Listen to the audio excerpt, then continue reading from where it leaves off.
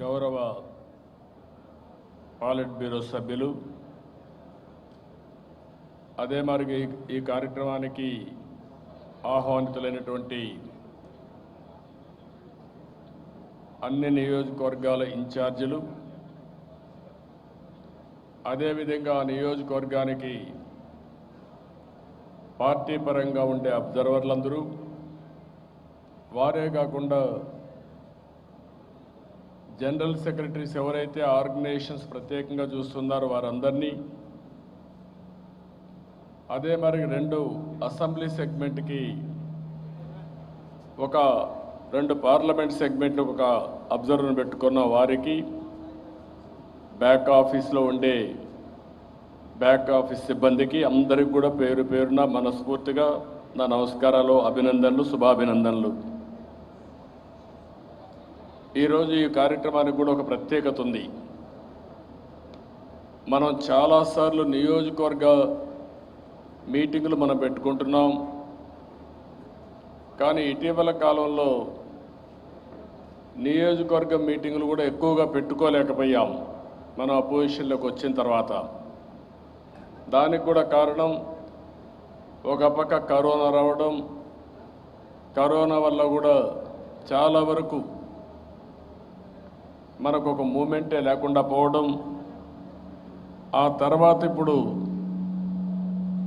ఏదైతే కరోనాలో కూడా పార్టీ యాక్టివిటీస్ని ఎక్కడికక్కడ ముందు తీసుకుపోవడం కోసం మనం ప్రత్యేకంగా ప్రయత్నం చేశాం. ఏదైతే జూమ్ కాన్ఫరెన్స్ వాడుకున్నాం, టెక్నాలజీని వాడుకున్నాం, దానివల్ల చాలా వరకు మనం కలవలేకపోయాం. కానీ ఎక్కడ కూడా కార్యక్రమాలు ఎక్కడ నిలవకుండా సుజావుగా చేయగలిగాం. అయితే ఈరోజు మళ్ళీ ఫిజికల్ మీటింగ్స్ ద్వారా కూడా మనం కలవాలి, కలిసి మనం ఎప్పటికప్పుడు ఒక అవగాహన పెంచుకోవాలి, మన బాధ్యత మనం నెరవేర్చాలనే ఉద్దేశంతో ఈరోజు ఈ కార్యక్రమం పెట్టుకున్నాం. ఈ సందర్భంగా మనం అందరం ఒకటే గుర్తుపెట్టుకోవాల్సిన అవసరం ఉంది. ఈ సంవత్సరానికి ఒక ప్రత్యేకత ఉంది. ఆ ప్రత్యేకత మొన్నే భారతదేశం 75 సంవత్సరాల స్వాతంత్ర వేడుకలు మనం జరుపుకున్నాం. ఆజాదీ కా అమృత్ మహోత్సవం జరుపుకున్నాం. ఆ కార్యక్రమంలో మనందరం కూడా మళ్ళీ ఎవరైతే త్యాగాలు చేసి మనకు స్వాతంత్రం సాధించారో వారందరికీ నివాళులు అర్పించడమే కాకుండా మళ్ళీ మనం అందరం కూడా జాతికి ఏ విధంగా అంకితం కావాలి, దేశాన్ని ఏ విధంగా ముందుకు తీసుకుపోవాలి, ఒక పక్క 75 సంవత్సరాల్లో మనం సాధించిన విజయాల్ని సమీక్ష చేసుకుంటూనే ఇంకో పక్క మనం చేయవలసిన బాధ్యతను కూడా మనం గుర్తు చేసుకుంటూ ముందుకు పోయాం. అదే మరి ఈరోజు ఈ సమావేశానికి ఎందుకంటున్నానంటే 75 సంవత్సరాల్లో మనం 40 సంవత్సరాలు తెలుగుదేశం పార్టీ అధికారంలో ఉంది. అధికారంలో కానీ ప్రతిపక్షంలో కానీ పార్టీ వచ్చింది అంటే 40 సంవత్సరాలు మనం పూర్తి చేసుకుని 41వ సంవత్సరానికి మనం అడుగుపెట్టాం. ఇంకొక పక్క మన నాయకుడు ఎన్టీ రామారావు గారి 100 సంవత్సరాల జయంతి ఉత్సవాలు కూడా నెక్స్ట్ ఇయర్ మనం జరుపుకుంటున్నాం. నిన్ననే మీరు ఒకసారి చూస్తే నేను మొట్టమొదటిసారి ముఖ్యమంత్రి అయ్యింది 95 సెప్టెంబర్ 1వ తారీఖు నిన్న అయ్యాను. అంటే 27 సంవత్సరాలు పూర్తయింది. ఒక రాజకీయ పార్టీగా మనం ఆలోచించుకోవాల్సింది ఏ ఆశయాల కోసం మనం ఈ రాజకీయ పార్టీ మన నాయకుడు పెట్టాడు, ఆ ఆశయ సాధనలో మనందరం కూడా ఎన్నో త్యాగాలు చేశాం, ఎన్నో పోరాటాలు చేశాం, అదే మరి ఎన్నో విజయాలు సాధించాం. అదే మనందరికి కూడా ఒక తృప్తి. రాజకీయాల్లో ఉండే మనందరం ప్రజా జీవితాల్ని ప్రభావితం చేయడం కోసం రాజకీయాల్లోకి వచ్చాం తప్ప లేకపోతే మనం కూడా వ్యాపారాలు చేసుకుంటున్నో, వ్యవసాయం చేసుకుంటున్నో, ఇండస్ట్రీ పెట్టుకుంటే బాగుపడే పరిస్థితి ఉంటుంది కాదు. ఇది ప్రతి ఒక్కరిలో ఆ స్ఫూర్తి మీ అందరికీ అర్థం కావాల్సిన అవసరం ఉంది. రాజకీయాల్లో ఒక తృప్తి మీరు ఒకసారి చూసుకుంటే మనం చేసిన పనుల యొక్క ఫలితాలు చరిత్ర, అది మంచి కానీ చెడు కానీ చెడు అయితే చెడు ఫలితాలు వస్తాయి, మంచి అయితే ఒక మల్టిప్లైర్ ఎఫెక్ట్లో జాతి గుర్తుపెట్టుకునే విధంగా దాని ప్రభావితం ఉంటుంది. అందుకనే స్థూలంగా మనం ఒకసారి ఆలోచించుకుంటే ఎన్టీ రామారావు గారు మన నాయకుడు పార్టీ పెట్టే వరకు సంక్షేమ కార్యక్రమాలు లేవు. గవర్నమెంట్ అంటే ఎవరికి కూడా ఏదో రెగ్యులేషన్, గవర్నమెంట్కి ప్రజలకు సంబంధం లేని పరిస్థితి, గవర్నమెంట్ వేరు ప్రజలు వేరు అనే భావన ఉండే పరిస్థితి నుంచి కాదు, ప్రజలకు ఏదైతే సంక్షేమం కానీ అభివృద్ధి కానీ చేయడమే కాకుండా పాలనలో ప్రజల్ని భాగస్వాములు చేయడమే నిజమైన ప్రజాస్వామ్యం నిరూపించింది ఎన్టీ రామారావు గారు అని చెప్పి నేను మీకు తెలియజేస్తున్నా. అక్కడి నుంచి ప్రారంభమైంది. ఏ కొద్ది మందికో రాజకీయం పరిమితమైనప్పటి నుంచి అందరిది రాజకీయం, ఈ రాజకీయం ద్వారా మన జీవితాల్ని మనం మార్చుకుంటాం, భవిష్యత్తుకు రూపకల్పన చేసుకుంటాం అనే నిర్వచనం చెప్పింది ఎన్టీ రామారావు గారు చెప్పారు. అదే మరి రాజకీయం ద్వారా ఏమేమి చేయగలుగుతామో చేసి చూపించింది ఎన్టీఆర్. ఈ విషయం కూడా మీరు గుర్తుపెట్టుకోవాల్సిన అవసరం ఉంది. ఆయన సినిమాల్లో ఏ విధంగా ప్రభావితం చేశాడో ఒకసారి చూస్తే పెద్ద ఎత్తున సినిమాల్లో ప్రభావితం చేసిన తర్వాత కూడా ఆయనకు ఎక్కడా తృప్తి లేదు. నా కోసం ప్రజలు త్యాగాలు చేశారు, అలాంటి ప్రజల కోసం నేనేం చేయగలుగుతానని ఒక రాజకీయ పార్టీ పెట్టడమే కాకుండా తెలుగు జాతి ఉన్నంత వరకు చరిత్రలో వారి గుండెల్లో ఉండిపోయే ఏకైక నాయకుడు నందమూరి తారక రామారావు గారు. ఈరోజు మనం మాట్లాడే ఆహార భద్రతకు ఫౌండేషన్ వేసింది ఎన్టీఆర్. ₹2 కేజీ బియ్యంతో ఆహార భద్రతకి నాంది పలికింది. మానవ వనరుల అభివృద్ధి కోసం మీరు ఒకసారి ఆలోచిస్తే నాలెడ్జ్ అనేది ఏ డబ్బులుండే వాళ్ళకే సొంతం కాకూడదు, అది పేద పిల్లలకు కూడా అలాంటి చదువు చెప్పించాలనే ఉద్దేశంతో ఫస్ట్ టైం దేశంలోనే గురుకుల పాఠశాలలు, రెసిడెన్షియల్ స్కూల్స్ పెట్టిన ఘనత ఎన్టీ రామారావు గారిది. అక్కడి నుంచే ప్రారంభమైన ఈరోజు నెంబర్ ఆఫ్ రెసిడెన్షియల్ స్కూల్స్ కావచ్చు, లేకపోతే పెద్ద పెద్ద స్కూల్స్ కానీ ఇవన్నీ వచ్చాయి. అంటే అది ఆయన దూరదృష్టి. ఆ రోజు మీరు చూస్తే ఇండ్లు కూడా ఏదో గుడిసెలు కట్టి రాజకీయంగా పబ్బం గడుపుకునే పరిస్థితి నుంచి కాదు, పేదవాడు ఉండవలసింది ఒక పక్కా బిల్డింగ్లో ఉండాలని ఇండ్లు కట్టి, శాశ్వత భవనాలు కట్టి పేదవాడికి న్యాయం చేసిన వ్యక్తి. ఇంకొక పక్క కూడా మనం 1-2 కాదు, ఏ విషయంలో కూడా ఒక వినూత్నంగా ఈరోజు మనం మాట్లాడుకునే అడ్మినిస్ట్రేటివ్ రిఫార్మ్స్ కన్నిటికీ నాంది పలికింది ఎన్టీఆర్. మాండలిక విధానం, మండల పరిపాలన పేదవాడికి దగ్గరగా ఉండాలి. అంతవరకు మీరు చూస్తే అడ్మినిస్ట్రేషన్ ఎక్కడెక్కడో ఉండేది. ఒక దగ్గర పోలీస్ స్టేషను, ఒక దగ్గర ఎండిఓ ఆఫీసు, ఇంకో దగ్గర ఎంఆర్ఓ ఆఫీసు, ఇలాంటివి ఉంటే కాదు అని మండలాలు తెచ్చి అధికార వికేంద్రీకరణే కాకుండా పేదవాడికి ఇబ్బంది లేని పరిపాలన, అదే మాదిరిగా అభివృద్ధిలో కూడా వికేంద్రీకరణకు శ్రీకారం చుట్టారు. సింగిల్ విండో కానీ మీరు ఏదైనా తీసుకోండి, అప్పట్లోనే ఎన్టీ రామారావు గారు ఇంటర్నేషనల్గా ఎక్స్పర్ట్స్గా ఉండే వాళ్ళందరూ తీసుకొచ్చి పరిపాలనలో ఏ విధంగా చేస్తే ఇంకా ఎఫెక్టివ్గా ఉంటుందని ఇప్పటికి కూడా నాకు జ్ఞాపకం ఉంది. రుస్తుంజీ లాంటి వ్యక్తులు తీసుకొచ్చి ట్రైనింగ్ పెట్టించి వాళ్ళ ఐడియాస్ తీసుకొని పరిపాలనలో అనేక సంస్కరణలు తీసుకొచ్చిన వ్యక్తి ఎన్టీఆర్. ఆ తర్వాత కూడా మీరు ఒకసారి చూస్తే రాజకీయాల్లో కూడా మనం చాలా వరకు మనం చూసాం. తెలుగుదేశం పార్టీ ఒక ప్రాంతీయ పార్టీ, జాతీయ భావాలుండే పార్టీ. ఈ విషయం మీరు గుర్తుపెట్టుకోవాలి. ఎన్టీఆర్ ఎప్పుడూ చెప్పేవాడు, జాతి దేశం మొదలు, తర్వాత రాష్ట్రం. అదే సమయంలో తెలుగు జాతి ఆత్మ గౌరవాన్ని ప్రపంచం మొత్తం చాటి చెప్పిన ఏకైక నాయకుడు నందమూరి తారక రామారావు గారు. జాతికి గుర్తింపు ఉండేది కాదు, అలాంటి జాతికి గుర్తింపు తీసుకొచ్చిన వ్యక్తి. అక్కడి నుంచి నేషనల్ ఫ్రంట్ కానీ ప్రస్థానం నేను ఇప్పుడు ఎక్కువ మాట్లాడడం లేదు, ఇవన్నీ జరిగాయి. ఎందుకంటే ఒకసారి మీకు కూడా రిమైండ్ చేస్తే ఎప్పటికప్పుడు మనం కూడా రీఇన్ఫోర్స్ చేసుకోవాల్సిన అవసరం ఉంది. గత చరిత్ర ఒకసారి నెమరు వేసుకొని భవిష్యత్తు కోసం మళ్ళా అంకితమైన భావంతో మనం పనిచేయగలిగితే ఏదైనా సాధించవచ్చు. అందుకే నేను ఎన్నోసార్లు చెప్పాను, ఎన్టీ రామారావు గారు ఆ రోజు ఆత్మగౌరవాన్ని చెప్తే ఆత్మగౌరవంతో పాటు ఆత్మవిశ్వాసంతో ముందుకు పోతే ప్రపంచాన్ని జయించే శక్తి మన భారతీయులకు ఉంది, తెలుగు వారికి ఉందని నేను చెప్పి ముందుకు నడిపించాం. ఈరోజు అది చూసినప్పుడు ఆర్థిక సంస్కరణలో ఈ విషయం కూడా మనం గుర్తుపెట్టుకోవాలి. ఈరోజు పరిపాలన చూస్తున్నాం, ఇవన్నీ చూస్తామంటే పాలకుడికి ఉండాల్సింది విజన్ కానీ విద్వేషం కాదు. అదే మనం చూపించాం. రాజకీయాలు వేరు, అభివృద్ధి వేరు. ఎప్పుడు కూడా ఒకటే చెప్పాం, ఎక్కడ కూడా రాజకీయాలకు అతీతంగా అభివృద్ధికి నాంది పలికాం, వివక్షత లేని పాలన ఇచ్చాం.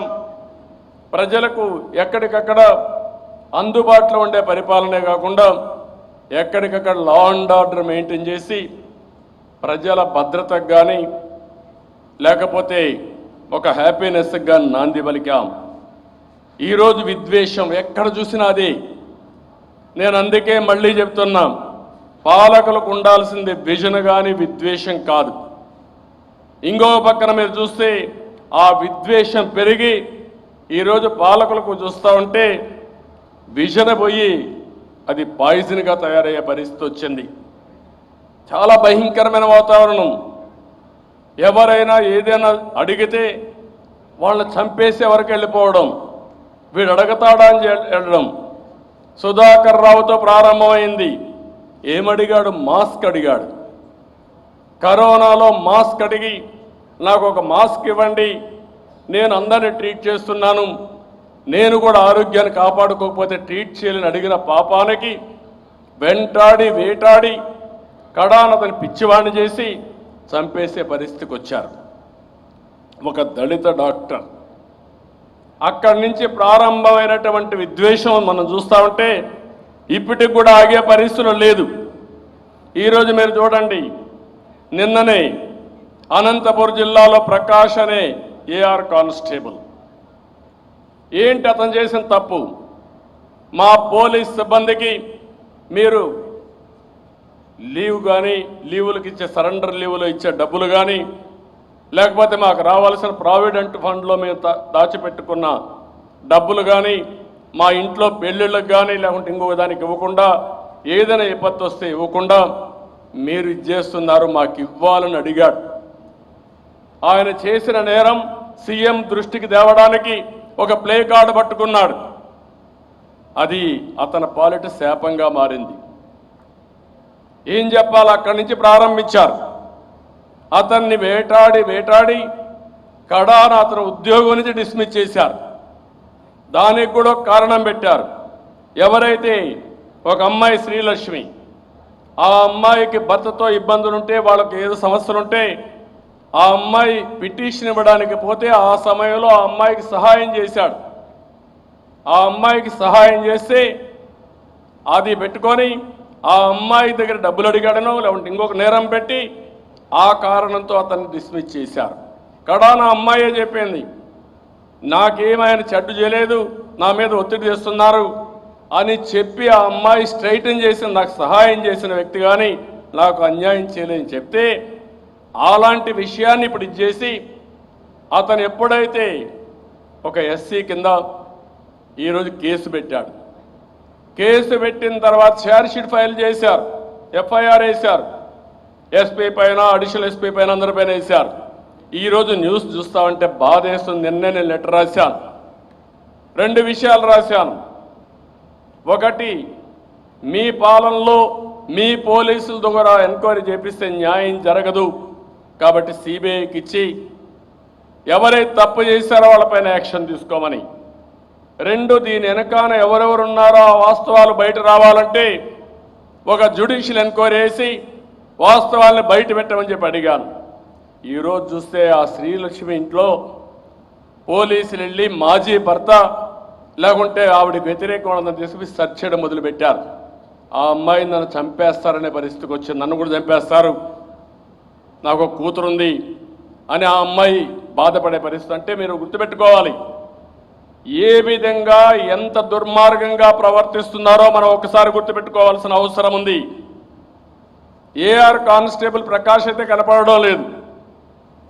అంటే ఎవరైనా సమస్య అడిగినా, ఎవరైనా ప్రజాసేవలో ఇది తప్పని మాట్లాడినా, లేకపోతే నేను అర్హుణ్ణి నాకు ఇది రాలేదని మాట్లాడినా, లేకపోతే ఏది వచ్చినా కూడా అతన్ని చంపడమే పరిష్కార మార్గంగా తీసుకున్నారంటే ఇది ఎక్కడ దౌర్భాగ్యం అని నేను అడుగుతున్నా. ఇంకో పక్క చూస్తే ఈ సమయం ఇండియాలో మనందరం ఒకటి గుర్తుపెట్టుకోవాల్సిన అవసరం ఉంది. నమ్మకాలున్నా నమ్మకాలు లేకపోయినా నేను ఎప్పుడు కూడా ఒక దూరదృష్టితో కూడా ఆలోచిస్తాను. మనం ఆ రోజు వేసిన ఫౌండేషన్ వల్ల ఈరోజు మీరు చూస్తే నాలెడ్జ్ ఎకానమీలో తెలుగువారు ముందుండే పరిస్థితికి వచ్చారు. ఆ నాలెడ్జ్ ఎకానమీని ముందుగా 27 సంవత్సరాల కంటే ముందే పసిగట్టి దానిపైన ఏమేం చేయాలనో ఐటీకి ప్రాధాన్యత ఇచ్చాం, నాలెడ్జ్ ఎకానమీకి ప్రాధాన్యత ఇచ్చాం. భవిష్యత్తులో ఏ రంగాలకైతే ఎక్కువ అవకాశాలను అన్నిటికీ కూడా ప్రాధాన్యత ఇచ్చాం. దాని పర్యవసానమే ఈరోజు హైదరాబాద్ చూస్తే one of the best eco సిస్టమ్తో బ్రహ్మాండంగా రాణించే పరిస్థితి వచ్చింది. ఇంకొక పక్క ఐటీ వల్ల ఈరోజు భారతీయులంతా కూడా గ్లోబల్ సిటిజన్స్గా తయారయ్యారు. వాళ్ళల్లో 30% 30% తెలుగు వాళ్ళు ఉండడం అది తెలుగు జాతికే గర్వ కారణం. అది దారి చూపించిన పార్టీ తెలుగుదేశం పార్టీ. నేను ఆ మాట చెప్పాను నిన్న, నాకు అదే సాటిస్ఫాక్షన్. నా పేరు చెప్పకపోవచ్చు, నన్ను గుర్తుపెట్టుకోకపోవచ్చు, తెలుగుదేశం పార్టీ అక్కడ అధికారం లేకపోవచ్చు, మనకు ఓట్లు వేయకపోవచ్చు, కానీ మనం చేసిన పని మాత్రం శాశ్వతం. ఈ విషయం తెలుగుదేశం పార్టీ నాయకత్వం మొత్తం గుర్తుపెట్టుకోవాల్సిన అవసరం ఉంది. రాబోయే 25 సంవత్సరాలు సూచాయిగా మీరు ఒకసారి చూస్తే రాబోయే 25 సంవత్సరాల్లో భారతదేశం ప్రపంచంలోనే ఇదే మరిగా అభివృద్ధి అయిన అగ్రదేశాల్లో 2వ దేశంగా ఉంటాం. ఒకవేళ భారతదేశం కానీ అన్ని జాగ్రత్తలు తీసుకొని అభివృద్ధి కానీ బాగా చేయగలిగితే, సరైన పబ్లిక్ పాలసీస్ మనం నిర్ణయించుకోగలిగితే ప్రపంచంలో నెంబర్ 1 దేశంగా తయారయ్యే శక్తి ఏ దేశానికి లేదు, అది ఒక్క భారతదేశానికి ఉందని చెప్పి మరొకసారి మీ అందరికీ తెలియజేస్తున్నా. దానికి కారణం కూడా యంగ్ ఇండియా. భారతదేశానికి ఏదైతే డెమోగ్రఫిక్ డివిడెండ్స్, యువత పెద్ద ఆస్తి. రెండోది, యువతలో కూడా ఎక్కడా లేని విధంగా ఐటీ అడాప్ట్ చేసుకొని నాలెడ్జ్ ఎకానమీలో బ్యాక్ బోన్ అయినటువంటి ఐటీకి మన వాళ్ళు బ్రహ్మాండంగా ముందుకెళ్ళిపోయారు. ఈ రెండుకు సంబంధించిందే కాకుండా భారతదేశంలో ఉండే యువత రిస్క్ టేకింగ్ కానీ ఆంటర్‌ప్రెన్యూర్ స్కిల్స్ కూడా వచ్చే పరిస్థితికి వచ్చింది. ఈరోజు అందుకే ఒక మాట వాడుతున్నా మీ అందరినీ. 27 సంవత్సరాల కంటే ముందు మనం స్టార్ట్ చేశాం. సుమారు ఒక 4-5 సంవత్సరాలు పికప్ కావడానికి టైం పట్టింది. అంటే ఎగ్జాక్ట్గా 22-23 సంవత్సరాలు మనం చేసిన పని. ఈరోజు ఆ 22 సంవత్సరాలు ఇది చూస్తే అమెరికాలో ఉండే వైట్ అమెరికన్స్, నేటివ్ అమెరికన్స్ వాళ్ళ ఆదాయం $65,000 సంవత్సరానికి. అదే భారతీయుడి ఆదాయం $1,20,000, అంటే డబల్. ఇది మీరు ఇమాజిన్ చేసుకోవాల్సిన అవసరం ఉంది. అమెరికాలో ఆ పని చేయగలిగితే ఇండియాలో మనం ఆ పని చేయలేమా? జరుగుతుంది. కానీ మన రాష్ట్రానికి వచ్చినప్పుడు బాధేస్తుంది. నేను మొన్న కూడా చెప్పాను, మీరు కూడా గుర్తుపెట్టుకోవాలి. సమస్యల్ని అధిగమించగలుగుతాం. విభజన జరిగింది, బాధాకరం. ఆ రోజు అందరూ బాధపడ్డారు. ఎందుకు బాధపడ్డారు? హైదరాబాద్ ఉంది, హైదరాబాద్ తెలంగాణకి వెళ్ళింది, మాకు పెన్షన్లు ఇస్తారా, ఆదాయం ఉందంటే కాదని ఒక భరోసా ఇచ్చింది తెలుగుదేశం పార్టీ. నేను ఒకటే చెప్పాను, అవసరమైతే కష్టపడదాం, ఎవరికి ఇబ్బంది పెట్టమనే ఉద్దేశంతోనే 42% పీఆర్సీ ఫిట్మెంట్ ఇస్తే 42% ఇచ్చాం. రైతులకు ₹1,00,000 తెలంగాణలో రుణమాఫీ చేసి ₹1,50,000 చేస్తామని చేసిన పార్టీ తెలుగుదేశం పార్టీ. ₹200 ఒకేసారి ₹1,000 పెన్షన్ చేసి తర్వాత ₹2,000 చేసిన పార్టీ తెలుగుదేశం పార్టీ. మీరు ఏ సంక్షేమ కార్యక్రమాలు చూసినా బ్రహ్మాండంగా చేశాం. అంటే నేను ఇక్కడ ఎందుకు చెప్తున్నానంటే సంపద సృష్టించకపోతే, సంపద సృష్టించే మార్గం చెప్పకపోతే, దూరదృష్టితో పనిచేయకపోతే అన్ని సమస్యలే వస్తాయి. అదే ఈ రాష్ట్రంలో వచ్చింది. ఈరోజు 3.5 సంవత్సరాలు ఇంకా కాల 3 సంవత్సరాలు 4 నెలలు అయిపోతుంది ఈ నెలతో. కానీ ఈరోజు పరిస్థితి ఏంటి? మొత్తం రాష్ట్రం అంతా విధ్వంసంలో ముందుకు పోతా ఉంది. ఎక్కడ చూసినా ఒక విజన్ లేని విధంగా పాయిజన్ ఇచ్చి ప్రజల్ని ఆడుకునే పరిస్థితికి వచ్చారు. ఒక్కొక్క కుటుంబం పైన 3 ఏళ్లలో ₹3,25,000 అదనపు భారం వేశారు. ఒక్క పక్కన చూస్తూ ఉంటే కరెంటు ఛార్జీలే ఒక ₹19,500 పెంచారు. ₹200 కరెంటు ఛార్జీ ఇప్పుడు ₹600 అయిపోయింది. దేశంలోనే ఎక్కువ పెట్రోల్ డీజిల్ కానీ గ్యాస్ ధరలు ఉండే రాష్ట్రం ఆంధ్రప్రదేశ్గా తయారైంది. నిత్యావసర వస్తువుల ధరలన్నీ పెరిగిపోయినాయి. అదే మరిగా మున్సిపల్ సర్వీసెస్ లేవు, పంచాయతీల్లో సర్వీసెస్ లేవు. కానీ విపరీతంగా వృత్తి పన్నని, చెత్త పన్నని, ఆస్తి పన్నని కడాన ఏది పడితే అది పన్నులేసే పరిస్థితికి వచ్చారు. ఇవన్నీ కూడా చూస్తామంటే పేదవాడు ఏమాత్రం కూడా నిలదొక్కోలేని పరిస్థితి వచ్చింది. మనం అన్నా క్యాంటీన్ పెట్టాం. అన్నా క్యాంటీన్ రద్దు చేయడమే కాకుండా అన్నదానం చేయాలని ముందుకు వచ్చే వాళ్ళపైన కూడా దాడులు చేస్తున్నారు. ఎంత బాధాకరం అండి. ఎక్కడన్నా విన్నామయ్యన్ని. ఈస్ట్ గోదావరిలో ఇప్పుడు కూడా గుర్తుంది. ఆ రోజుట్లో అన్నం పెట్టినటువంటి డొక్కా సీతమ్మ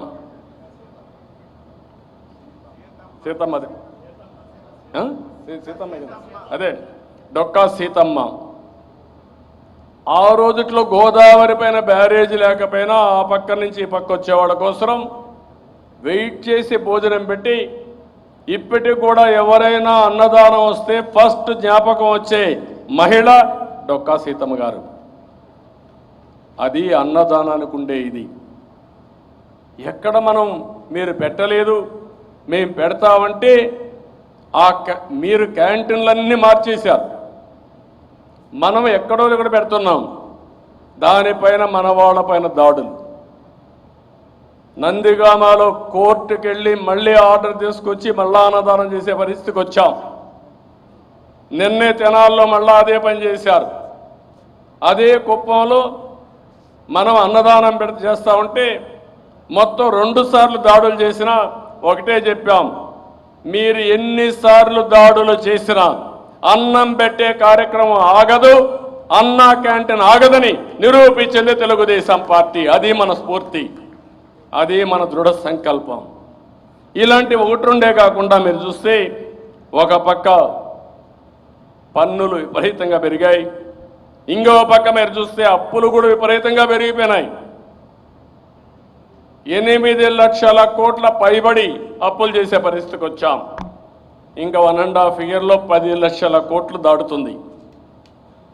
అంటే ఒక పక్క పన్నుల భారం, ఇంకో పక్క అప్పుల భారం, భవిష్యత్తు అంధకారం చేసే పరిస్థితి తీసుకొస్తున్నాడు.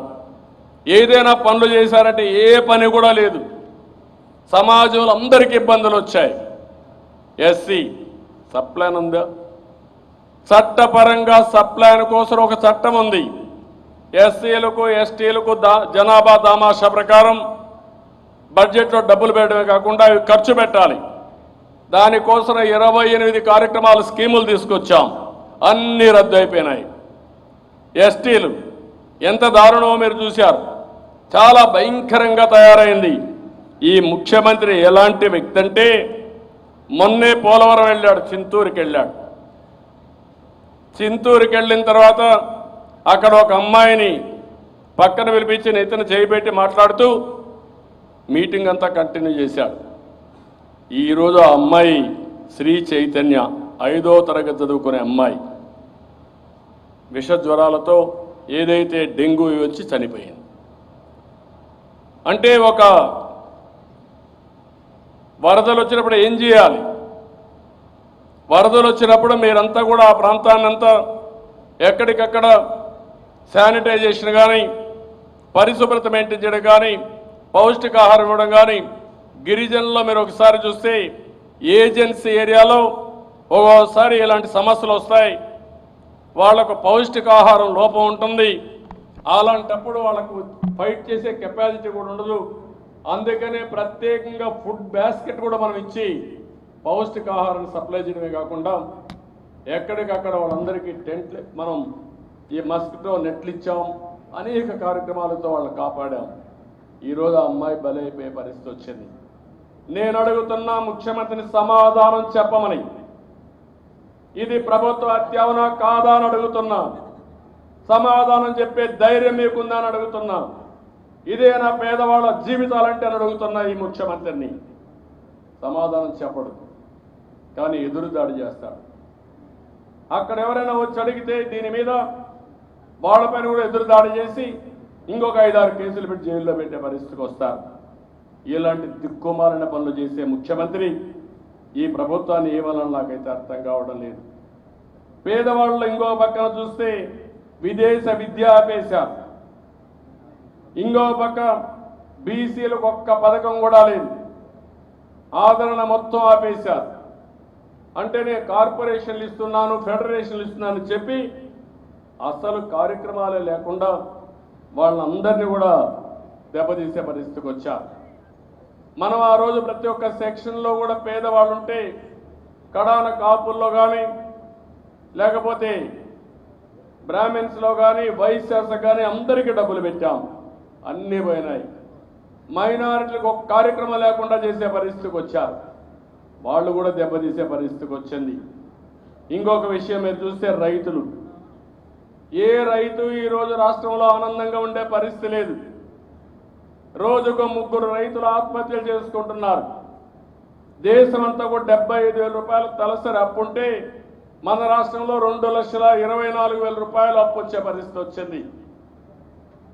సమీక్ష వాళ్ళకి ఇచ్చే ఏది కూడా మైక్రో ఇరిగేషన్ దగ్గర నుంచి, లేకుంటే సకాలంలో ఎరువుల దగ్గర నుంచి, లేకపోతే వాళ్ళ దగ్గర వరి కొన్నప్పుడు, ధాన్యాన్ని కొన్నప్పుడు బకాయిలు ఇవ్వడం కూడా అప్పులు పెట్టి ఈరోజు రాష్ట్ర రైతాంగం చితికిపోయే పరిస్థితి వచ్చింది. గిట్టుబాటు కాకుండా వ్యవసాయం ఆత్మహత్యలు చేసుకునే పరిస్థితికి వచ్చారు. ఇంకో పక్కన మనం ఒకసారి చూస్తే కన్స్ట్రక్షన్ లేబర్, భవన నిర్మాణ కార్మికులంతా రోడ్డు మీద పడ్డారు. చాలా బాధపడే పరిస్థితికి వచ్చారు. ఇసుక మొనోపలీ చేసి పారేశారు.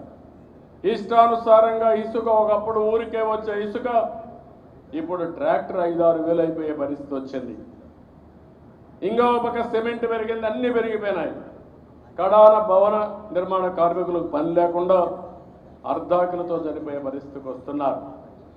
చేనేత కార్మికులు కానీ, గీత కార్మికులు కానీ, మత్స్యకారులు కానీ అందరూ దెబ్బతినే పరిస్థితికి వచ్చారు. ఇంకో పక్కన మీరు ఒకసారి చూస్తే వీళ్లే కాకుండా ఆర్డినరీ సెక్టర్లో ఉండే ఆటోమొబైల్ ఇండస్ట్రీ దెబ్బతినింది. ఆటో డ్రైవర్స్ దెబ్బతిన్నారు. కడాన ఉద్యోగస్తులంతా కూడా నిన్న మనం చూసాం. సిపిఎస్, ఆ సిపిఎస్ ఉద్యోగులు ఆందోళన చేస్తే వాళ్ళు ఏ విధంగా ట్రీట్ చేస్తున్నారో మనం చూస్తున్నాం. స్మగుల్ చేసే వాళ్ళని, పక్క రాష్ట్రాల నుంచి మద్యం తీసుకొచ్చే వాళ్ళపైన యాక్షన్ లేదు, నో చెక్ పోస్ట్. ఇంకో పక్క ఎక్కడికక్కడ పక్క రాష్ట్రాల్లో నుంచి, ఇక్కడి నుంచి గంజా ఎగుమతులు చేస్తే చెక్ పోస్టులు లేవు. శాండల్వుడ్ స్మగుల్ చేసే చెక్ పోస్టులు లేవు. పేదవాడికి ఇచ్చే బియ్యం కూడా రీసైకిల్ చేస్తున్నారు. మామూలు రీసైక్లింగ్ కాదు, మామూలుగా వాళ్ళకి 5 రూపాయలు 10 రూపాయలు ఇచ్చేసి 10 రూపాయలు ఇచ్చి కేజీకి ఆ బియ్యం అదే వెహికల్లో మళ్ళా తీసుకొచ్చి దాన్ని మొత్తం కాకినాడ పోర్ట్ ఆధారంగా ఎక్స్పోర్ట్ చేసే పరిస్థితికి వచ్చారు. దానికంతా బోగస్ ఇవన్నీ కూడా ఏమైనా డాక్యుమెంట్స్ అన్ని తీసేసుకుంటున్నారు.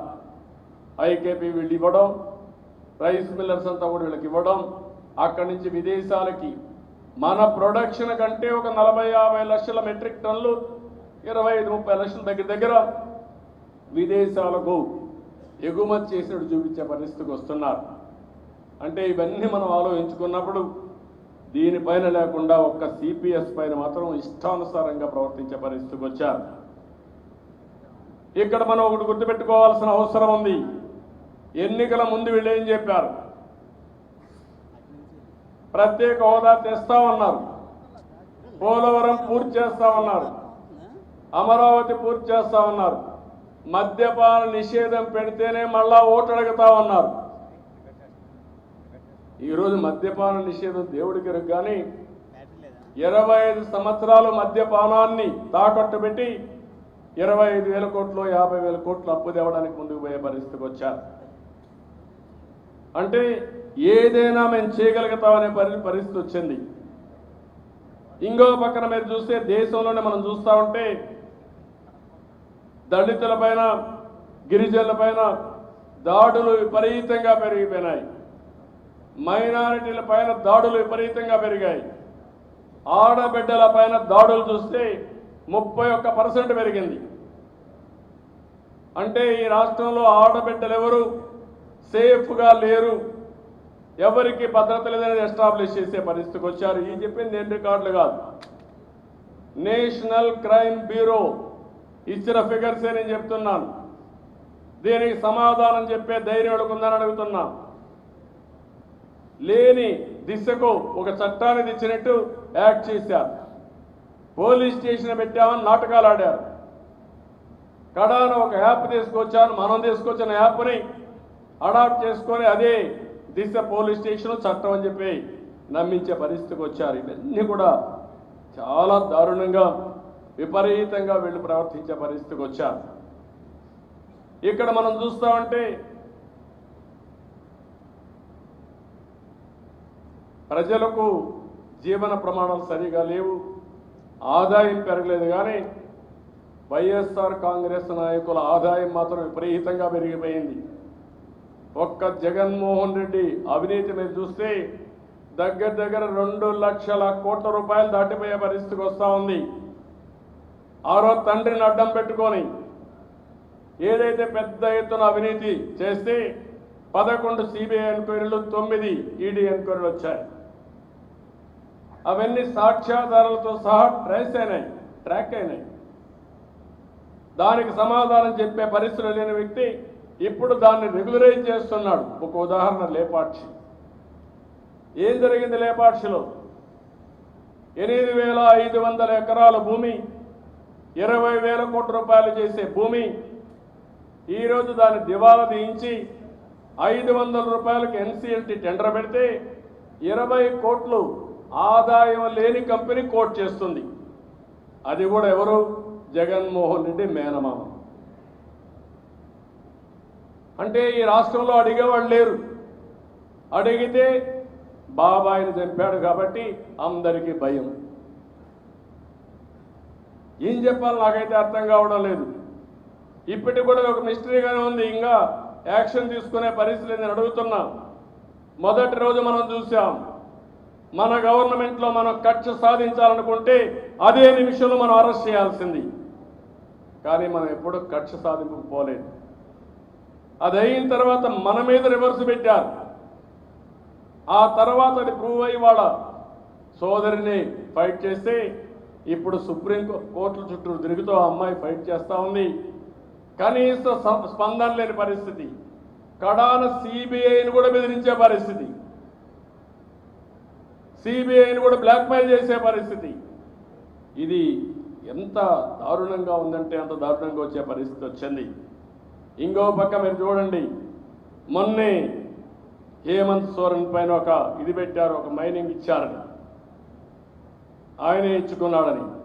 ఇక్కడ సరస్వతి సిమెంట్ ఏంటి? మీరు ఇచ్చుకోవాలా? దీని మీద ఎలాంటి చర్యలు ఉండవా? ఇంకో పక్కన మీరు ఒకసారి చూస్తే జగన్ ఆస్తులు పెరిగాయి, జనం జీవన ప్రమాణాలు పడిపోయే పరిస్థితికి వచ్చింది. మాట్లాడితే భయపెడతారు కాబట్టి ఎవరు మాట్లాడలేకపోవచ్చు, కానీ చాలా ప్రమాదమైనటువంటి పరిస్థితులు దాపరించే పరిస్థితికి వచ్చింది. కొంతమంది వైఎస్ఆర్ కాంగ్రెస్ నాయకుల అక్రమ సంపాదన పెరిగింది. నేను అందరూ అన్ను, ఎవరైతే రౌడీలు చేసి నేరాల్లో దిట్టలైన వ్యక్తులు ఇష్టానుసారంగా లూటీ చేసే పరిస్థితికి వచ్చారు. వాళ్ళ పార్టీలో కూడా మామూలు కార్యకర్తలు బలైపోయారు. నిన్న మీరు చూస్తే ఈస్ట్ గోదావరిలో ఒక సర్పంచ్ గోదావరిలో వినాయక పూజ చేసి నడిపే దీంట్లో నన్ను ఎందుకు సర్పంచ్ చేసావు వినాయక, నేను కరాన్ లైట్ కూడా వేయలేకపోతున్నానని జగన్మోహన్ రెడ్డికి మంచి బుద్ధి ప్రసాదించమని కోరుకున్నాడంటే మంచి బుద్ధి దేవుడు కూడా ప్రసాదించలేకపోతున్నాడు. ఆ పరిస్థితిలో మనం ఉన్నాం. ఏ సర్పంచ్ ఆనందంగా ఉన్నాడు ఈ రాష్ట్రంలో? మీరు ఆ రోజు దౌర్జన్యం చేసి సర్పంచుల్ని డిక్లేర్ చేసుకోవచ్చు, కానీ ఏ సర్పంచ్ అయినా ఆనందంగా ఉన్నాడా నేను అడుగుతున్నా? ఏ ఎంపీటీసీ అయినా ఆనందంగా ఉన్నాడని అడుగుతున్నా? స్థానిక సమస్యలు నిర్వీర్యం చేశా. వాళ్ళకు రావాల్సిన 12,000 కోట్ల రూపాయలు మీరు దారి మళ్లించే పరిస్థితికి వచ్చారు. ఇది మీరిచ్చే భిక్షం కాదు, రాజ్యాంగం వాళ్ళకి ఇచ్చిన హక్కు, ఫైనాన్స్ కమిషన్ ఇచ్చిన డబ్బులవన్నీ అవి కూడా పోయే పరిస్థితికి వచ్చింది. ఇంకో పక్క ఎంత దుర్మార్గం అంటే మొన్నటి వరకు ఎలక్షన్లో మన మీద విభేదించి లేకుంటే రౌడీజం చేసి గెలిచేవాళ్ళు నిన్న కొవ్వూరులో ఇంకొక స్టెప్ ముందుకు పోయారు. ప్యానెల్ మొత్తం టౌన్ బ్యాంకులో తెలుగుదేశం పార్టీ అభ్యర్థులు గెలిచారు. ప్రమాణ స్వీకారం కూడా చేశారు. చేసిన తర్వాత దాన్ని రద్దు చేసి వీళ్ళ నామినేట్ కమిటీ వేస్తే హైకోర్టు చీవాట్లు పెట్టి వాతలు పెట్టి తిరిగి వాళ్ళకే అధికారం అప్పచెప్పిందంటే సిగ్గుండే ముఖ్యమంత్రి అయితే ఆ రోజే రాజీనామా చేయాలి. చేయడు. ఎన్నిసార్లు ఎవరిన్ని పెట్టినా లెక్కలేనితనంతో ముందుకు పోయే పరిస్థితికి వస్తున్నాడు. ఆ విషయం కూడా మనం గుర్తుపెట్టుకోవాల్సిన అవసరం ఉంది. అయితే ఇక్కడ నేను ఒకే విషయం మిమ్మల్ని అందరినీ కోరుతున్నా, ఈరోజంతా మనం డిస్కస్ చేసుకుంటున్నాం. నేను ఆ విషయాలు మళ్ళా మనం మాట్లాడుకుందాం. ఈరోజు ఈ మీటింగ్లో సంస్థాగత విషయాలన్నీ మనం డిస్కస్ చేసుకోవాలి. సంస్థాగత విషయాల్లో రాజీ లేదు.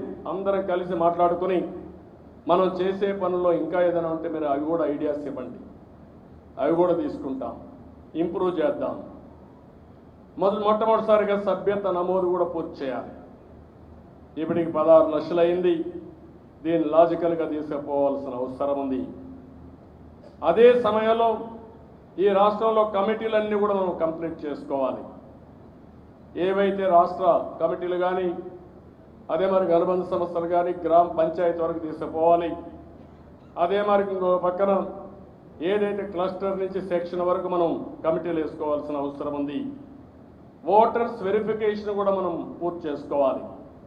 లేకపోతే మనందరం కూడా ఒకప్పుడు పరిపాలన వేరే, ఇప్పుడు పరిపాలన వేరే. మన ఓట్లు ఉండవు, వాళ్ళవి దొంగ ఓట్లు ఉంటాయి. మన తిరుపతిలో జరిగింది, చాలా ఎన్నికల్లో జరిగింది.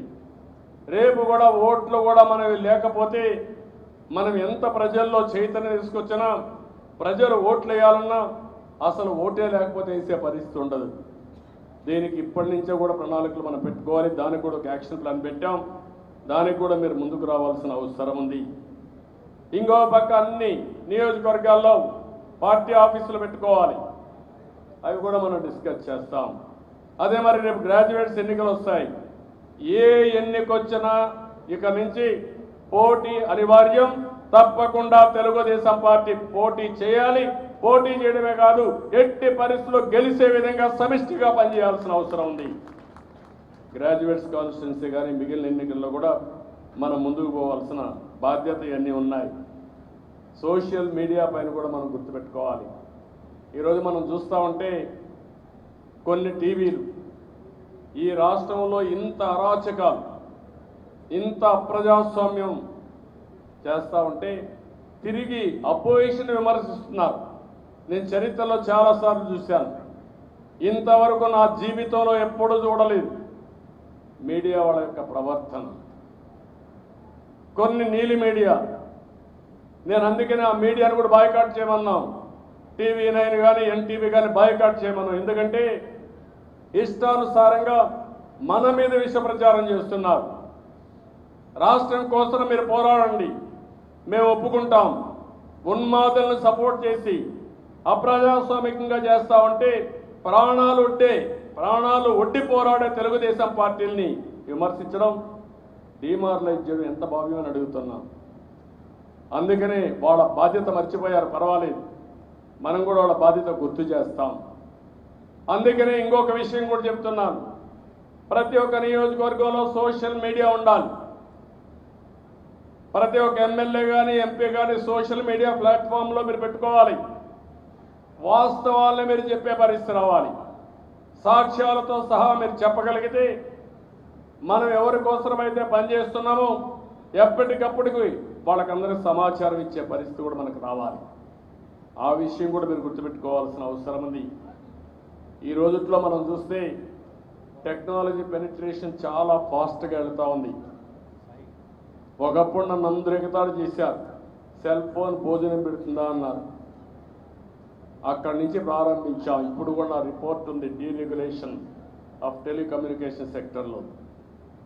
ఆ రోజు ఆ నిర్ణయంతో 20,000 రూపాయల ఫోన్ 2,000కు వచ్చింది. అదే సమయంలో ఇంకో పక్క మీరు చూస్తే నేను ఆ రోజు చెప్పాను, రాబోయే రోజుల్లో ఫోన్కి బిల్స్ వేసే పరిస్థితులు కాల్స్ వారిగా వేయరు, భవిష్యత్ అంతా బ్యాండ్ విత్ ప్రకారం ఉంటుంది. కరెంట్ ఎట్లయితే మనం వాడుతున్నామో యూనిట్ ప్రకారం ఉందో, నీళ్ళు ఎట్లయితే వాడుతున్నామో మీటర్ పెట్టి అదే మరిగా వస్తున్నాం. అదే బ్యాండ్ విత్ కన్జంప్షన్ వచ్చింది. ఇప్పుడు 5G వస్తూ ఉంది. అంటే టెక్నాలజీ, ఎందుకు నేను టెక్నాలజీ గురించి మాట్లాడుతున్నానంటే పేదవాడికి సుజావుగా సంక్షేమ కార్యక్రమాలు అందాలన్నా, పేద పిల్లలు బాగా చదువుకోవాలన్నా, పేదవాడికి ఏ పని చేయాలన్నా, ప్రభుత్వాలకి ఒక బాధ్యత రావాలన్నా, ఒక జవాబుదారితనం రావాలన్నా టెక్నాలజీ కంపల్సరీగా ఉండాల్సిన అవసరం ఉంది. కానీ దుర్మార్గుల చేతుల్లో టెక్నాలజీ ఉంటే ఇంకా ప్రమాదం కూడా ఉంటుంది. ఆ విషయం కూడా మనం గుర్తుపెట్టుకోవాలి. మన రాష్ట్రంలో మీరు చూస్తే టెండర్స్ అన్ని ఆన్లైన్లో పిలుస్తాం.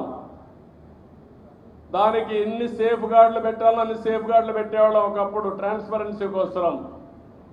ఇప్పుడు ఏం చేస్తున్నారంటే అవన్నీ వీళ్ళ దగ్గర పెట్టుకొని లాస్ట్ మినిట్లో వాళ్ళ మనుషులకు చెప్పి తక్కువ కోట్ చేసి ఆ టెండర్ కూడా కొట్టేసే పరిస్థితికి వచ్చారు. That is the danger in technology కూడా. ఇంకో పక్క నిన్న మొన్న చూస్తున్నాను, నేను నా నియోజకవర్గానికి వెళ్ళాను. ఒక ఊర్లో ఇదే మరిగా మాట్లాడుతున్న మీ అనుభవాలు కూడా ఉంటాయి. ఒక ఫ్యామిలీ ముందుకు వచ్చి నాకు చెప్పారు, సార్ చాలా అన్యాయం జరిగింది నాకంటే. ఏం జరిగిందని అడిగాను. నా భూమిని 22A కింద వేరే వాళ్ళకు మార్చేశారు. అది 1.7 ఎకరాలు.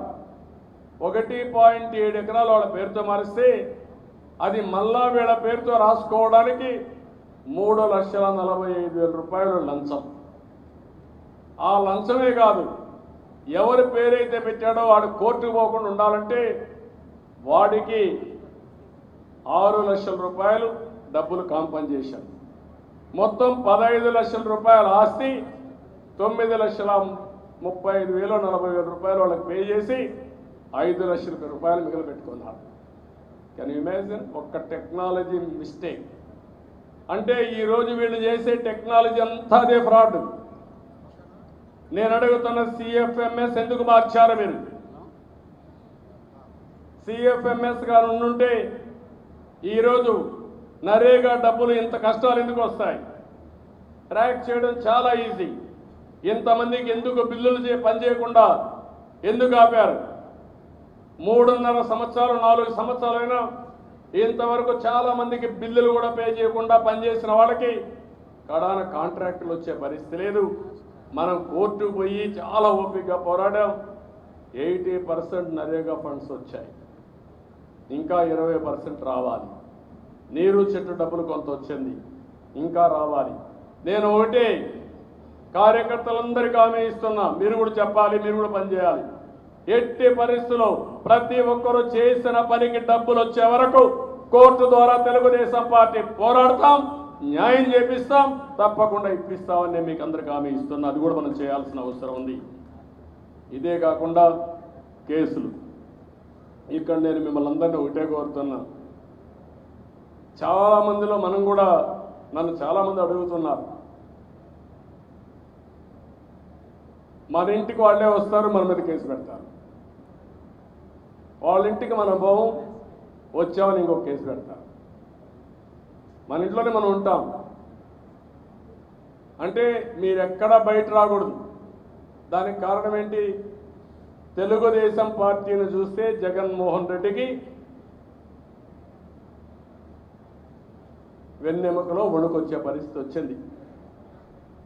నిద్రపోయినా లేచినా జ్ఞాపకం వచ్చే తెలుగుదేశం పార్టీ జ్ఞాపకం వస్తుంది. నేను ఒకటే చెప్తున్నా, పోలీసులను ఒక్క నిమిషం బయట పెట్టి నీకు ధైర్యం ఉంటే రా, మీరేంటో తెలుగుదేశం పార్టీ ఏంటో తేలిపోతుంది. ఈ విషయం మీరు గుర్తుపెట్టుకోవాలి. నేను ఎప్పుడు కూడా దౌర్జన్యాల్ని ప్రోత్సహించాల, మీరు ఆ విషయం కూడా గుర్తుపెట్టుకోవాలి. ముఠా నాయకులను అణిచివేసిన పార్టీ తెలుగుదేశం పార్టీ. రాయలసీమలో శాంతి ప్రమోట్ చేసిన పార్టీ తెలుగుదేశం పార్టీ. తీవ్రవాదుల పైన పోరాడినప్పుడు 24 క్లెయిమోర్ మైన్స్ నా మీద ప్రయోగిస్తే ఆ రోజు కూడా నేను భయపడలా, ప్రాణానికి భయపడకుండా పనిచేసిన వ్యక్తిని నేను. అదే మరి మత విద్వేషాలు రెచ్చగొడతా ఉంటే అవన్నీ కూడా కంట్రోల్ చేసి హైదరాబాద్లో మత సామరస్యాన్ని కాపాడిన పార్టీ తెలుగుదేశం పార్టీ. రౌడీలందరూ అణిచివేశాం. ఇప్పుడు పొలిటికల్ నేరస్తులు తయారయ్యారు, రాజకీయ నేరస్తులు, రాజకీయ రౌడీలు తయారయ్యారు. దానికి వంతన కొంతమంది పోలీసులు వాడే పరిస్థితికి వచ్చారు. అది కూడా మనం సమీక్ష చేసుకున్నాం. మీరు కన్వీనియంట్ కోసం ఇంట్లో పడుకుంటే మాత్రం రేపు ఎలక్షన్లో కూడా మనం ఇంట్లో పడుకోవాల్సి వస్తుంది. పోరాడే వాళ్ళు తయారు కావాలి. ఎవరైనా పెద్ద మనుషులు ఉంటే వాళ్ళు మీరు పనిచేయండి, ఆ బాధ్యత వాళ్ళకి అప్పచెప్పండి. పోరాడే బాధ్యత. దీన్ని ఎట్టి పరిస్థితుల్లో కూడా ఒకటే చెప్తున్నాను, న్యాయపరంగా పోరాడతాం, రాజకీయ పరంగా పోరాడతాం. వైఎస్ఆర్ కాంగ్రెస్ పార్టీని, జగన్మోహన్ రెడ్డిని ప్రజా కోర్టులో దోషిగా నిలబెట్టే వరకు వదిలిపెట్టే సమస్య లేదు. అందుకే పిలిపించాం, క్విట్ జగన్, సేవ్ ఆంధ్రప్రదేశ్. ఈ రాష్ట్రాన్ని కాపాడుకోవాలి, మన మీద బాధ్యత ఉంది. నేను చాలా స్పష్టంగా మీ అందరికి పిలిపిస్తున్నా. ఏదో అవతల వాళ్ళు నా మీద కేసులు పెట్టారు, 40 ఏళ్ళు ఎవడు పెట్టలా, ఇంకా అన్వేషణ చేస్తూనే ఉన్నాడు. ఆ రోజు కూడా మీకు చెప్పారు, చూశారు. ఎవరైనా నా మీద గారు ఎక్కడైనా ఇన్వెస్టిగేషన్ చేసి కేసులు తీసుకొస్తే out of the way promotion ఇస్తానని. ఇంకో పక్కన తీసుకొచ్చిన అందరినీ కొడుతూనే మన ముఖ్యమైన నాయకులపైన, నా పైన, అచ్చెన్నాయుడు, లోకేష్ వీళ్ళ పేర్లు చెప్పేయండి, మిమ్మల్ని వదిలేస్తామని. అంటే బురద జల్లే కార్యక్రమం. మీరేమీ చెయ్యలేరు. మీరు చేసిన అవినీతి సాక్ష్యాధారాలతో ఉంది, డాక్యుమెంటరీ ఎవిడెన్స్ ఉంది. నువ్వు కావాలని బురద జల్లే కార్యక్రమం చేసుకుంటే ఆ బురద మా మీద పడదు, ఆ బురద నీ మీదనే పడుతుంది. ఆ విషయం గుర్తుపెట్టుకోవాలని ముఖ్యమంత్రిని హెచ్చరిస్తున్నా. ఈ మీటింగ్లో కూడా నేను చాలా స్పష్టంగా మీ అందరికి పిలిపివ్వాల్సిన అవసరం ఉంది. 1.5 year టైం అంటే 18 నెలలు. అది అన్ని సవ్యంగా జరిగితే, ఒకవేళ ఈ ముఖ్యమంత్రికి భయం ఇంకా ఎక్కువ పెరిగితే, మీరు వెలాసిటీ వేస్తే, ఉధృతం అయితే మధ్యలో ఎన్నికలు పోతే ఇంకా తొందరలో కూడా అయిపోతాయి. కానీ రాష్ట్రానికి పీడ విరగడైపోతుంది ఆ రోజుతోనే. నేను ఐఎమ్ వెరీ క్లియర్. మీరు ఏమైనా అనుకోవచ్చు కానీ జరుగుతుంది. నెత్తిన కుంపటి పెట్టుకున్న బాధల్లో ప్రజానీకం ఉన్నారు. ఎప్పుడెప్పుడు దించాలని ఆలోచిస్తున్నారు. అయితే దానికి ధీటుగా పోరాడే శక్తి ఉండాల్సిన అవసరం ఉంది. అది ఒక హిస్టారికల్గా మనం చూస్తే ఒక్క తెలుగుదేశం పార్టీ వల్లనే అవుతుంది. మిగిలిన రాజకీయ పార్టీలున్నా మనం ఈ రాష్ట్రం కోసం నిన్న కూడా నేను ఒక మాట చెప్పాను, మీరు ఫాలో అయి ఉంటారు. ఈ రాష్ట్రానికి ఎప్పుడూ జరగని అన్యాయం ఈ జగన్మోహన్ రెడ్డి వల్ల జరిగింది. బైఫర్కేషన్ కంటే కూడా ఎక్కువ జరిగింది. ఇప్పుడు మన బాధ్యత కేంద్రంలో కానీ రాష్ట్రంలో కానీ ఎట్టి పరిస్థితుల్లో మళ్ళా ఈ రాష్ట్రాన్ని పునర్నిర్మాణం చేసే కార్యక్రమానికి ప్రాధాన్యత ఇస్తున్నాం. ఆ విషయంలో ఎలాంటి నిర్ణయాలు తీసుకోవాలో టైం టు టైం తీసుకుంటానని చెప్పాను తప్ప ఎక్కడ అలయన్స్ గురించి నేను మాట్లాడడం లేదు. నిన్న మాట్లాడలేదు. ఏదో పేపర్లో వచ్చే మీరు సమాధానం చెప్పమంటే పేపర్లో వచ్చిన ఆర్టికల్స్ నేను సమాధానం చెప్పడం కరెక్ట్ కాదని చెప్పాను. మీలో కూడా క్లారిటీ ఉండాల్సిన అవసరం ఉంది.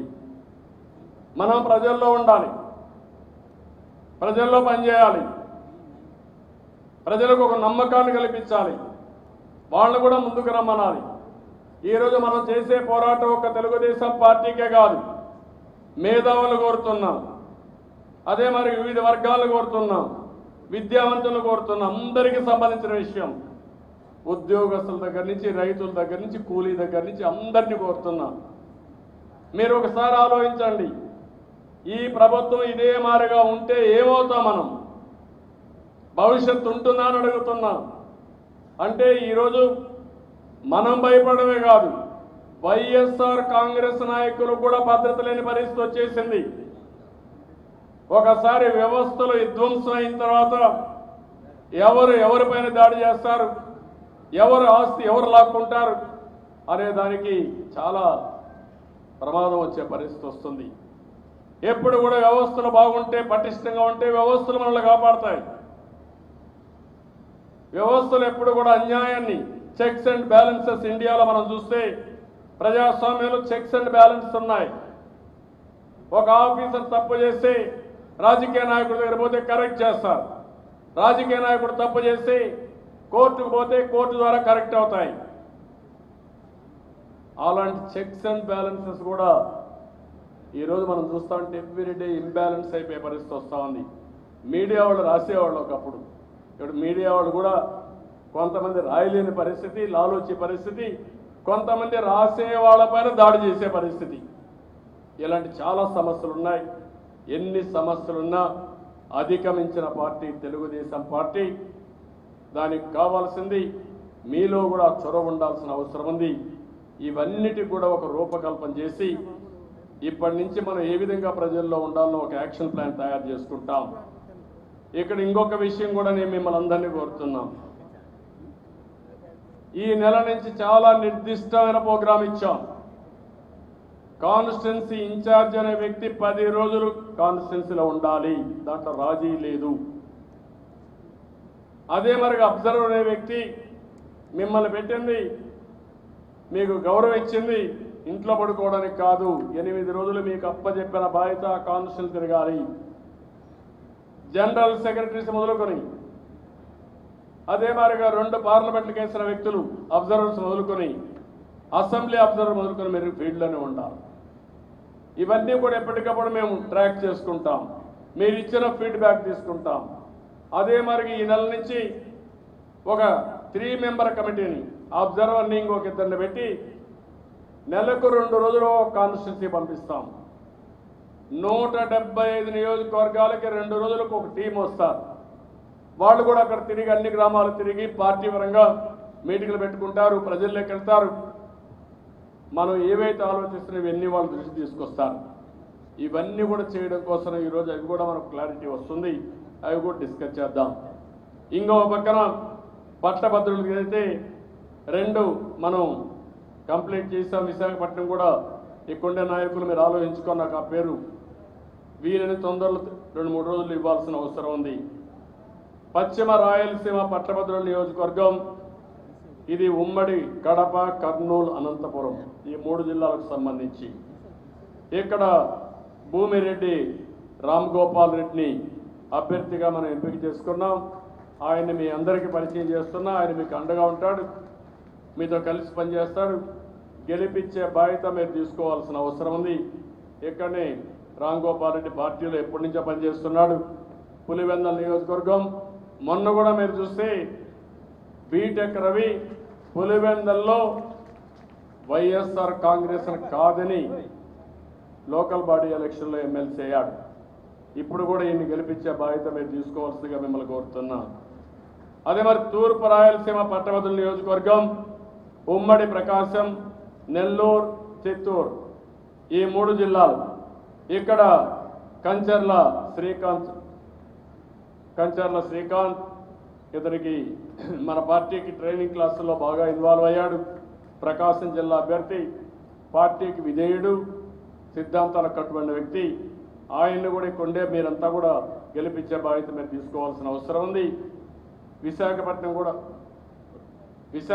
కూడా మీరు తొందరలోనే ఫైనలైజ్ చేయాలి.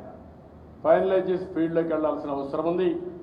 మనం రాజకీయ పార్టీగా ఉండేది మాటలు చెప్పడానికి కాదు, ఎప్పుడు ఎన్నికలు వచ్చినా ఏ ఎన్నికలు వచ్చినా పోరాడడానికి, తద్వారా అధికారాన్ని మళ్ళా తెచ్చుకొని పబ్లిక్ పాలసీ ద్వారా ప్రజల జీవితాలు మార్చడానికి. ఒకప్పుడు చేసిన పనుల వల్ల మనకు సాటిస్ఫాక్షన్ ఉంది.